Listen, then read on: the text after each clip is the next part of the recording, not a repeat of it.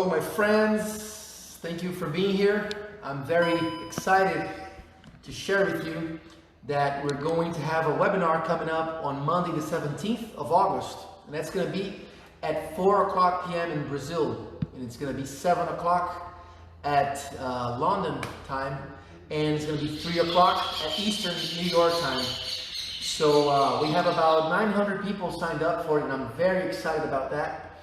And basically I'm going to be simply teaching you the most important fundamentals of Brazilian guitar, including rhythm, technique, harmony, and music.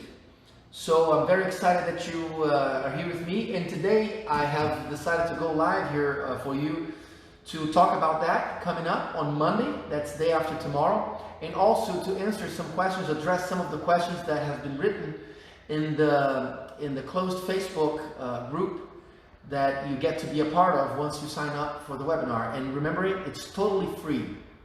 So all you gotta do is just go to the webinar page, which you can see in my Instagram. It is in my bio, so you can check out that address and just put your email and you will be receiving information. And as soon as you put your email there, you're immediately part of our Facebook and WhatsApp groups, where I'm feeding a lot of content and I'm talking about the webinar. Alright, so the very basics of Bossa Nova is a first clave of only 2 beats. This is the very basic. Most of you probably already know this. I'm going to use a G major 6 chord right here. That's the major 7, major 3rd, and 6. Don't forget as you're watching this that I'm using a 7-string guitar, so you can ignore this lowest string here. And I'm having my finger on the G, on the 6th string. This is the Bossa Nova clave. It basically goes 1 and 2 and ba ba ba ba ba ba ba ba. That everyone can do. The basic, very first rule for Brazilian music is that you need to always have your thumb playing the downbeat. Every downbeat, you're playing that. 1, 2, 1, 2, 1, 2, 1, 2, 1, 2. So then after you get that clave, we're gonna go next for the next clave, and that's a 4-beat clave. It starts like this. Ba ba ba ba ba ba ba ba ba ba ba ba ba ba ba ba ba. So if you play that, it starts together, the fingers and the thumb together. Ba ba ba ba ba ba ba ba ba ba. Once you get this, you can start trying to alternate the bass between the tonic and the fifth. So you have this ba ba ba ba ba ba ba ba ba ba. The bass is alternating between tonic and fifth. 1 5 1 5 ba ba ba ba ba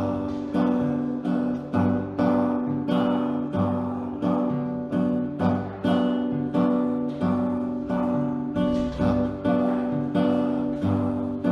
Once you got this one, there's another clave that's inverted. When I say inverted, it's because of this. On this clave, beat 1 takes downbeat and upbeat. So the clave we're working on has the down and upbeat on beat 1. So you have this ta ta. Now we're going to alternate the clave, putting the down and upbeat on another beat. So it's going to be like this ta ta ta ta ta ba ba. It still gets the downbeat, but then it syncopates on the second beat. On the third beat, you get down and up. So you get this ta ta ta ta ta ta ba ta ta ta ta. One very important thing for you to start doing in order to understand Brazilian music is Brazilian music is very rhythmic. It's all about rhythm. The harmony is pretty much the same as jazz, and the technique, of course, there are some specific techniques, but they all deal mostly with rhythm. So one of the greatest advices that I could give you to start off is every time you're singing a clave is to actually also sing all the 16th notes of divisions. So that means ta ta ta ta ta ta ta ta ta ta. So the clave will be ta ta ta ta ta ta ta ta ta ta ta. And then you bring that to your hand. First I'm going to show you the inverted clave right here. Pa pa pa pa pa pa pa pa pa pa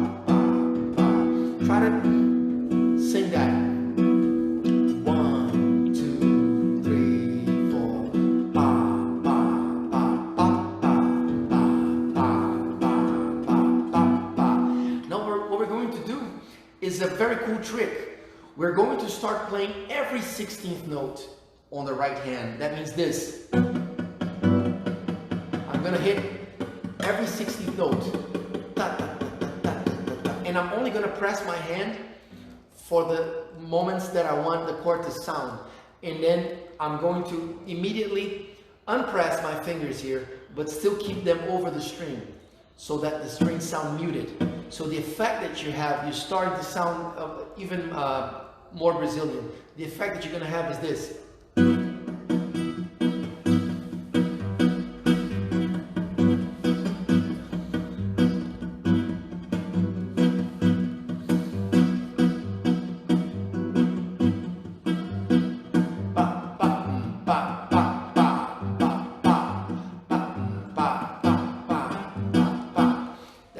Very cool trick that you can use. Of course, you cannot be playing a very fast samba, otherwise you're going to tense up your hand, so you don't want to do that. So this works mostly for bossa and slow samba, but it's a very cool exercise that you can get started with.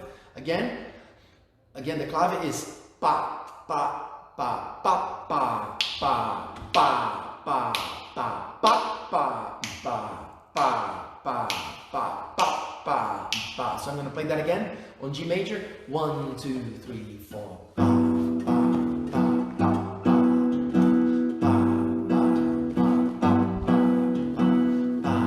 pa. And now I'm going to play all subdivisions on the right hand. And I'm going to use the staccato on the left hand here. When I say staccato, I'm just holding the chord during that 1/16th note, and I'm releasing it while keeping my fingers still on the strings to muffle them. So that's the effect you get.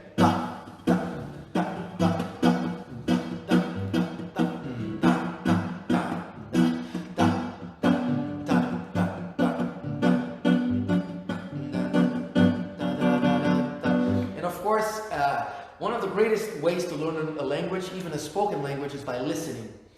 So if you are in this journey with me to learn Brazilian guitar, one of the greatest things you should do, one of the best things you can do, is go listen to some recordings. Listen to whatever recordings you can get your hands on. Maybe something by Baden Powell, something more old school, something from Jobim, from Sérgio Mendes, whichever artist you like, and pay close attention to what they're playing, to how they're playing, especially rhythmically. And then once you do that, and you come to do an exercise like this, you're going to see that you might even start coming up with your own ideas. But like I said, you need to listen a lot. There's no way you can learn a language without listening to it. So you've got to spend some time. This is your homework for Monday, right? Monday we're going to be together at 4 p.m. Brazil time, 7 p.m. London time, and 3 p.m. New York time. We're going to be together where I'm going to start actually teaching and showing you a lot of content and exercises. This is just sort of a taste of what's coming up. So as you listen to a lot of Brazilian music and you start doing an exercise like this, you're gonna see that you might start coming up with your own phrases. So pa pa da da da da da da da. So I've abandoned the clave. The clave is just sort of a first idea to get you moving. And then once you do the clave, it becomes in the end something improvised. You no longer have to attain to it. So here I'm just going to improvise over a rhythm. I'm going to allow myself to use the 7th string here, alternating the bass between 1, 5, 1, 5. So here I go. 1, 2, 3, 5.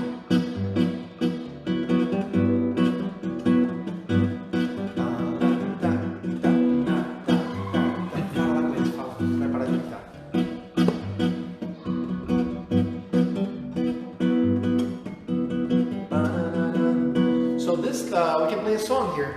This is Meditação from Jobim.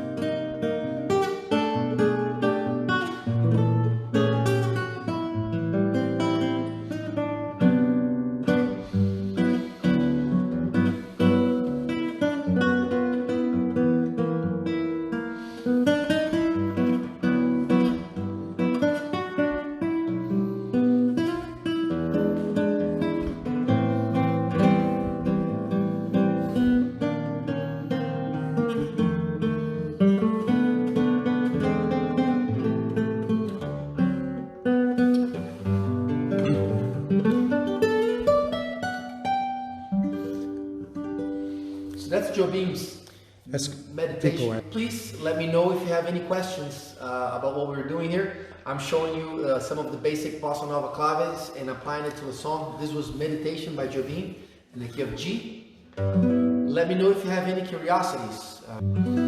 So you got that. Now I'm going to play something else for you as you guys maybe think about a new question. I'm going to throw something at you.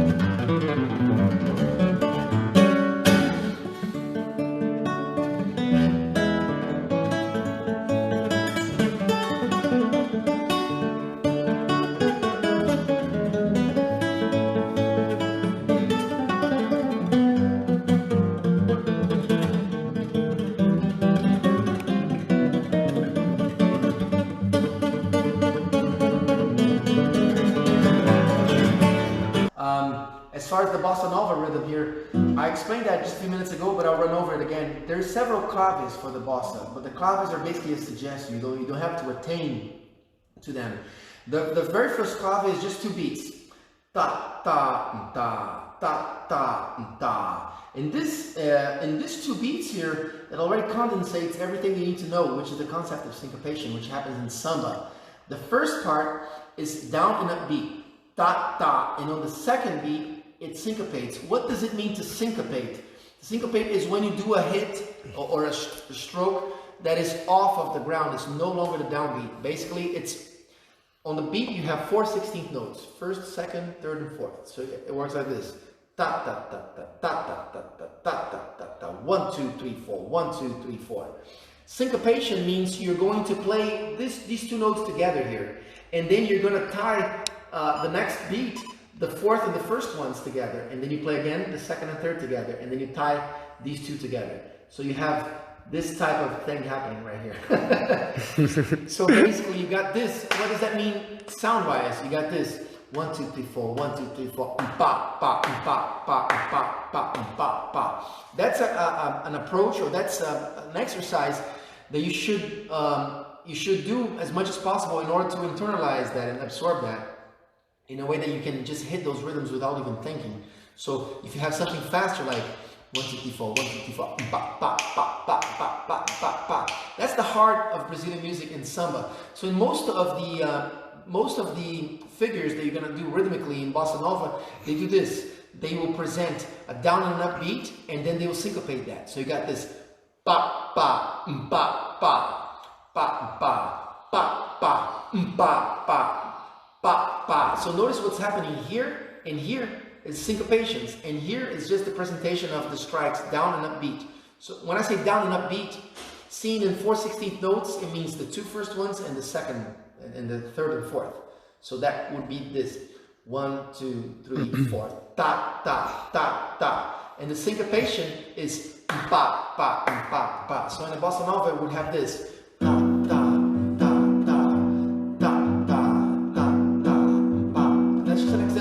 It's not the right way to do it, but it's just an example. And there is one thing that is right, is to have the bass always on the downbeat. 1, 2, 3, 4, 1, 2, 3, 4, 1, 2, 3, 4, always, at all times. 1, 2, 3, 4, 1, 2, 3, 4. Da, da, da, da, da, da, ba, ba, ba, ba, ba, ba, ba. So you basically just improvise the right hand, doing downbeats and syncopations, while keeping the bass always on 1. Monday, the webinar is going to happen off of YouTube. But how's this going to work? You're going to get an email. Once you sign up in the webinar website, which is on my bio, you're going to get an email with a link. And then all you got to do is just open that link. It's going to take you to YouTube, where the live is going to happen. And that, again, is going to happen 4 o'clock on Brazil time, 7 p.m. on London time, and 3 p.m. New York time.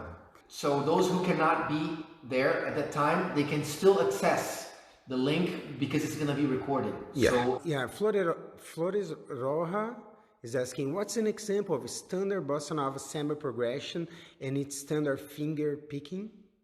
okay, a standard bossa nova progression is the one from a samba progression is the one from Maracangalha. This is very used, commonly used. You have, for example, 1. In the case here, I'm doing a D major chord. I'm using major 7, major 3rd, major 7, and 9. Second chord appears as a dominant chord. What is a dominant chord? It has a major 3rd and a flat 7. These basics on harmony, this is something that it's very good for you to get prepared, for you to acquaint yourself with before you go into the course, because then you're going to understand things a little faster. What I mean by that is for you to maybe get acquainted with the 5 types of chord there are. What are these 5 types of chord? The major 7th, minor 7th, dominant 7th, half diminished, and fully diminished. So these chords, they all have 4 notes, a tonic, a 3rd, a 5th, and a 7th. But you can have 2 kinds of 3rd, a minor 3rd or a major 3rd. You can also have 2 kinds of 5th, a diminished 5th or a perfect 5th. And you can have 3 kinds of 7th, a major 7, minor 7, and a diminished 7th. So those combinations are what give you these 5 types of chords. And you can just look that up on Google. It's there for everybody, or just search on YouTube. It's very good for you to learn these things so that you can follow the class quickly, more quickly.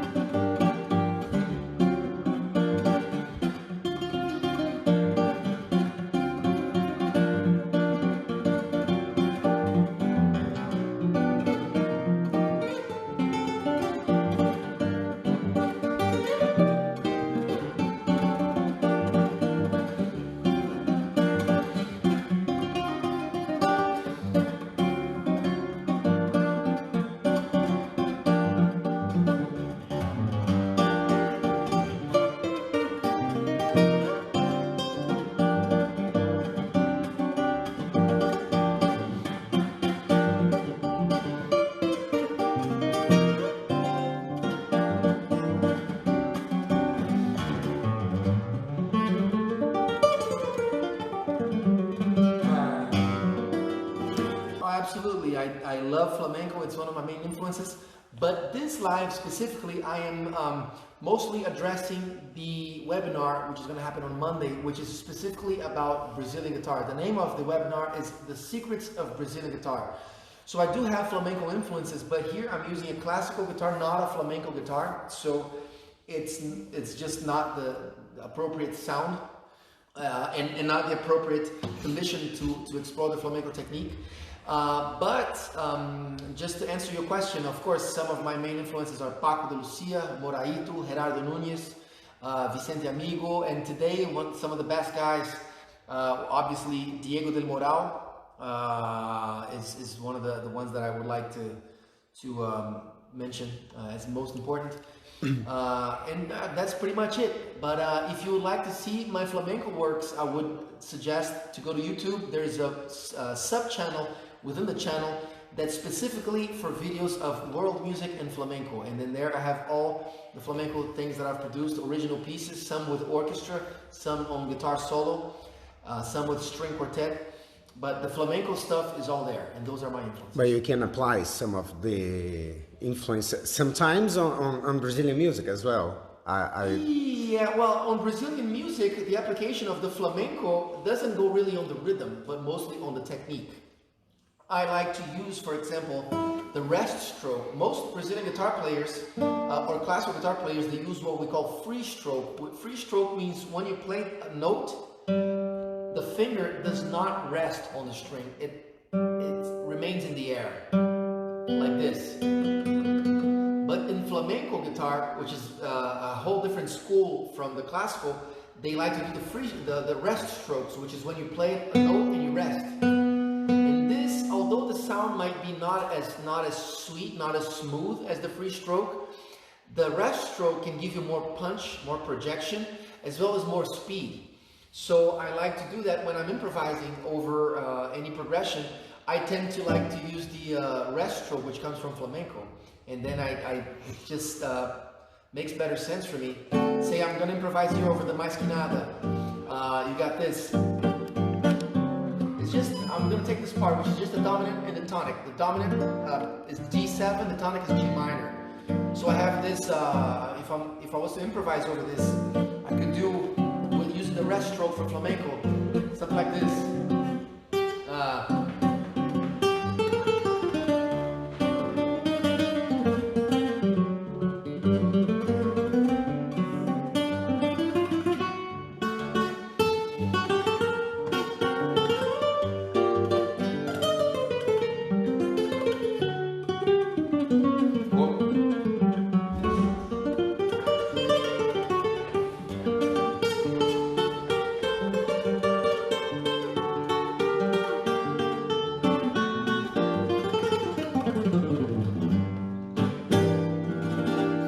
Something that is a guitar approach that comes from flamenco, doing this kind of stuff.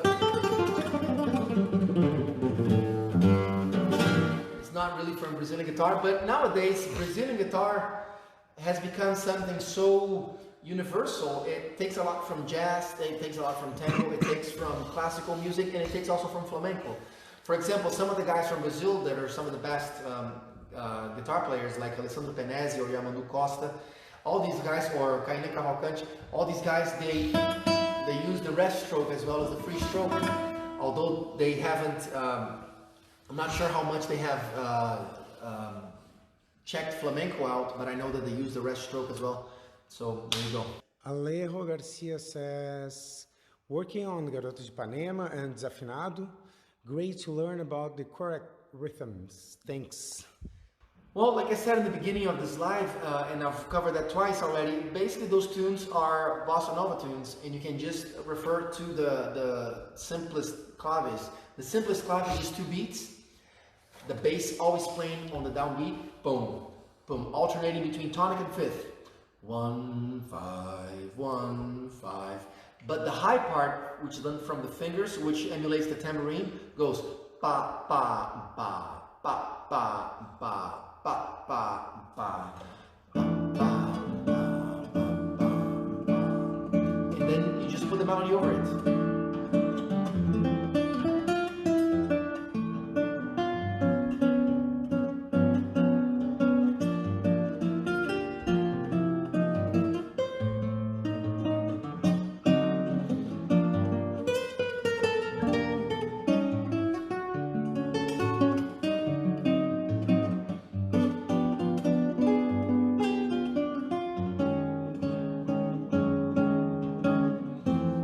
always sometimes a little, that's pretty much it. It's the easiest part. The rhythm of Bossa Nova is something that you should just be able to do it intuitively from listening.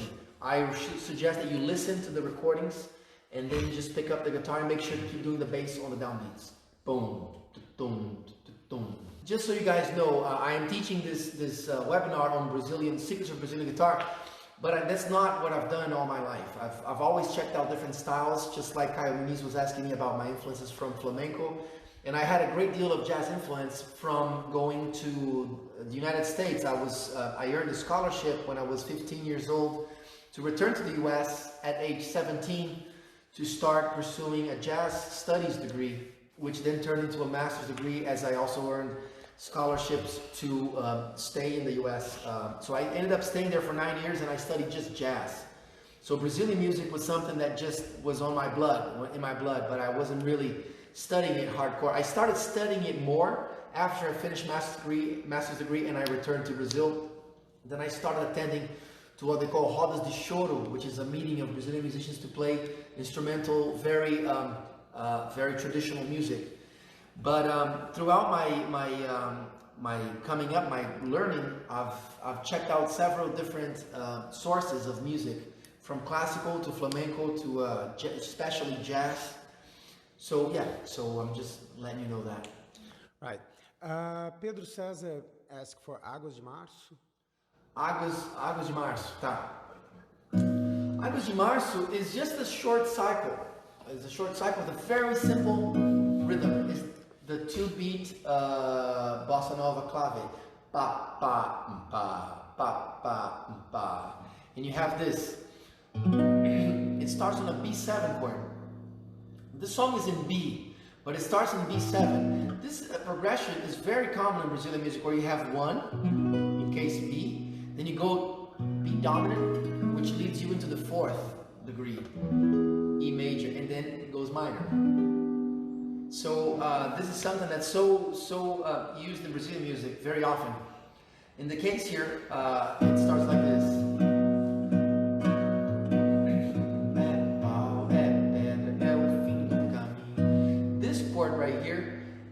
It's like it represents an E major. It represents that, and then as you go here, it represents an E minor. So just what I did, B7 to E minor. So we got here, it's just an inversion. If you're familiar with the concept of inversions, you're putting other chord tones on the bass. This is called the 3rd inversion, when you have the 7th on the bass. So I'm playing really a B major chord. The 7th is on the bass. This here is an E major with a 3rd on the bass. This here is like an E minor with a 3rd on the bass. When the 3rd is on the bass, you call it 1st inversion. And then finally go back to 1, but now the 1 is also inverted because it has the 5th on the bass. And then this, let's see.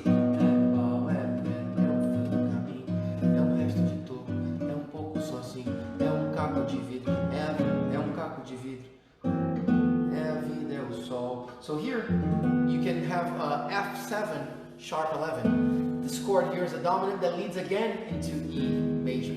So you're leading into E major, which is the 4th degree, a couple times, and then the last chord is E minor. So you're doing that progression twice. It's the same thing as doing B major, B dominant, 4th degree, 4th minor, back to 1, and then you do again 1 dominant, 4th degree. But in this case, the bass could be, for example, on the tonic this time, and then minor again. So just explore that progression over and over. So you got this.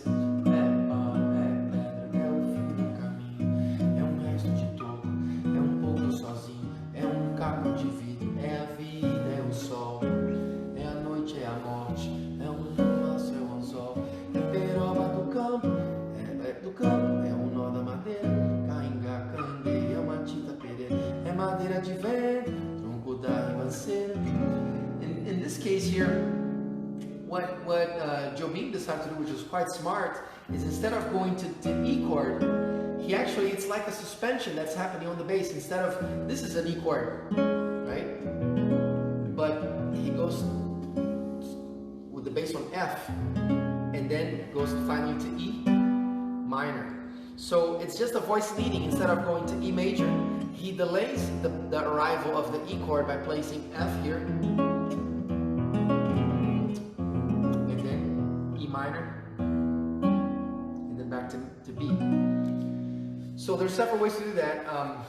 Another way to lead to the E chord, which is what he does, is a 2-5-1. Again, one of the things that I want you to do as a homework to get ready for the webinar is understand what a 2-5-1 is, and I'm going to explain to you real quick.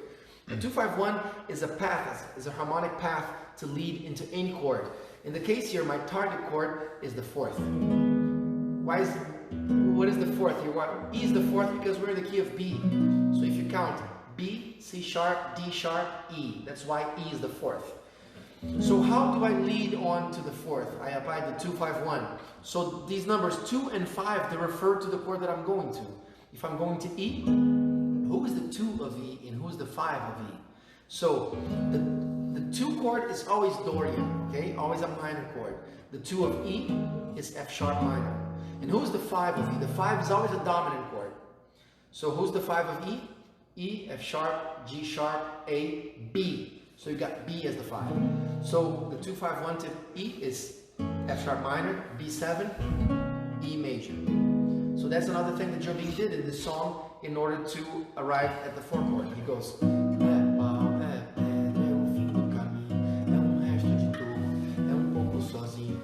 caco de vidro, é a vida, é o sol. That's the 2-5-1. É a noite, é a morte, é laço, é anzol, é peroba do campo. It starts again. It's a cycle. So this is quite a simple harmony, but he was very smart about it because he approached the same path in different ways by inverting the chords. So again, Jobim is a genius. Flores Roja asks, what's the best place for music in Brazil, Felipe? The best place for music in Brazil, best city, I would probably say it's either Rio or São Paulo. Also, Salvador is a very nice place to be checked out. I wouldn't say there's a best way. Maybe the one that's there's the most options is São Paulo, because São Paulo is the biggest city, the most urban city, so you're going to have a lot of options there. But for example, Salvador in the state of Bahia is a very, very rich in the sense of the African influence. They have Olodum and Afoxé and all these northern rhythms, Baião. They are very good with those rhythms. But then you have Rio, which is quite a mecca of choro and samba. And I should not leave out the southern part of Brazil, which is also a mecca of its own identity, which would be the southern rhythms that also represent not only Brazil, but Latin America in general. So you have milonga, chacareira, chamamé, those rhythms that are very interesting as well. So there's no best place. I would say São Paulo is the richest place because it's where everything goes together. Artigas Cabreira, can you show us the rhythm or batida de violão for Mais Que Nada? Okay, pa, pa, pa, pa. Okay, Mais Que Nada is your very traditional samba clave. What is a traditional samba clave? First, it presents the subdivisions as a down and up beat. Pa, pa, pa. 1 and 2 and 3 and 4 and pa, pa, pa. That's the basic figure. And then you turn that figure around into a syncopation. When I say syncopation, is you're going to get the same figure, 3/8 notes, ta, ta, ta. You're going to displace it off the beat. So if in one beat you got 4/16 notes, then you take the first one out, and that means that this 8th note is going to go right here. So you have this ta, ta, ta, and ta, ta, ta. Yeah, you're going to be able to see this on the event on Monday. We're about to run out of time. Make sure to sign up for the webinar on Monday. It's going to be at 4 o'clock Brazil time, 3 o'clock New York Eastern time, and 7 o'clock at London time. And I'm going to explain the batida, which is right here. I'll see you guys there. Make sure to go to my YouTube channel. Thank you, guys.